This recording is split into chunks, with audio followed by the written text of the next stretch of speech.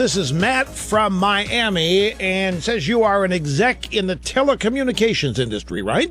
Yes, that's right, Rush. Well, Thank you so much. It's been 15 years listening to you, and I'm thrilled that my expertise and your expertise may actually intersect and allow me to make you look good. Well, thanks very much. That is the purpose of a caller, and let's hope you can do it. Well, first off, I think it's important to think about motivations. Our president, like all the Democratic presidents, would love to be Bill Clinton after he leaves office. And to do that, you need to have power, and you need to be a kingmaker. And a database can do that. I left a multi-billion-dollar phone company to start a smaller company, and our core product is a product that looks up phone numbers instantly when people make or receive phone calls and uses that information to populate details on the screen for people to use in selling or supporting customers, like their name, their address, the value of their home, their marital status, approximate income, approximate assets, cars they have registered to the address that they live at, whether they're in foreclosure, Facebook profiles, LinkedIn profiles, Twitter profiles associated with that number. See, the advent of mobile phones has created a situation where a phone number equals a person. So the phone number is a much better index for getting to everything you know about a person than something that's less easy and less public, like a Social Security number.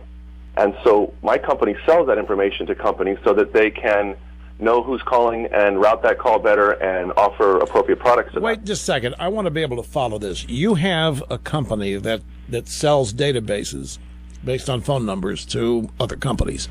So that when they get a call from somebody, what happens?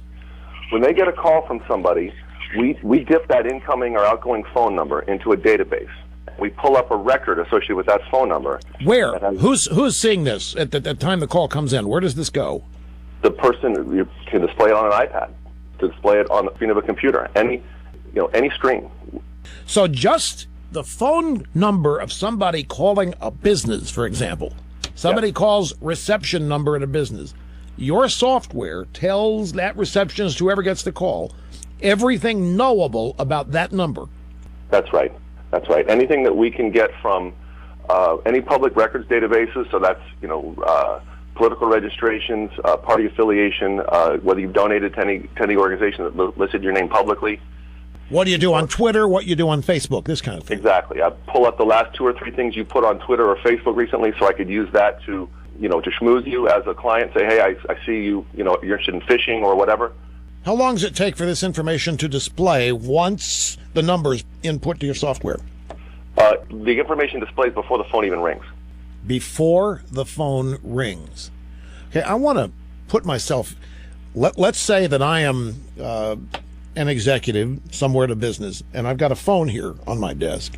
Yep. And I've got my computer terminal or my iPad or whatever, and I'm going to get a phone call. The number originating that call, what happens? How do I see this data? Even before I answer it, I know who it is on the other end of that number? Yeah, here's what's happening, Rush. There's a trigger that's either in your device or it could be in your telephone company's switch. And this is your proprietary software. This is your app, in other words. That's right. Okay. That's right. That trigger sends the phone number that you've just made or received a phone call to an application, and you've signed into that application, your email address and password, and so that those two apps in a sense are linked. One app telling the other app what phone number has made or received a phone call to your device, your IP phone or your smartphone or. So while I, the executive, am on the phone talking to whoever calls, I can actually see on my display who they are. Yep. You can see what their FICO score is. You can see if they've ever had a foreclosure or bankruptcy against them. You can decide whether they're a good fit for you even to be talking to. While I'm talking to them, I can have all. I don't have to wait till I hang up and send somebody out to find this data, bring it back to me. I can see it while I'm speaking to them. Correct. You can act on it during the call. How widespread is this? Well, that's what I'm working on. The app has been developed. The databases exist.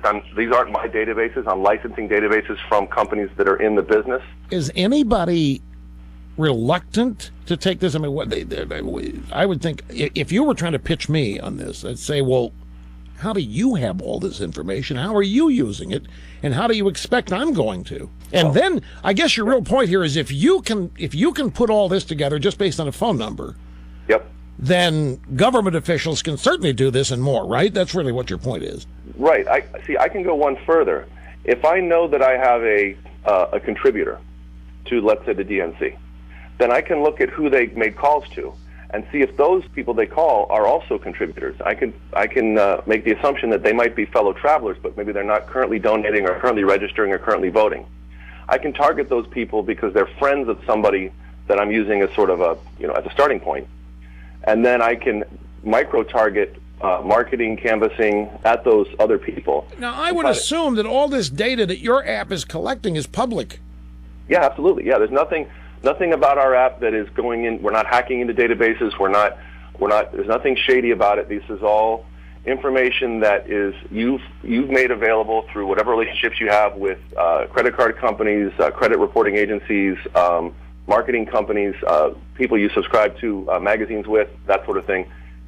Everybody in our databases, and everybody's in it, has given their permission. And we don't have all the information on every single person, but we have all the basic information. We have what name, address. Okay, so what you really called about was to tell us what Obama is doing, what you think he's doing with all this data being collected. They're telling us, don't worry, it's metadata, it's nothing. You're telling us it is something, right? Yeah, I think he's creating a tool that will give him 30 years of significant wealth and influence, because if I want to win a race in a certain area, I can go to Obama and I can kiss his ring, and he can help me target the people that will help me get over the top, people that aren't currently donating, aren't currently voting or registered to vote, and he can tell me who they are, and he can help me go get them. And he can even have an organization that actually goes and gets them for me, and that's even more of a complete service on his part. Okay, so when you see that Obama is partnering with, say, Eric Schmidt from Google, and that Google is investing in Organizing for America, it's this kind of thing that they might be doing?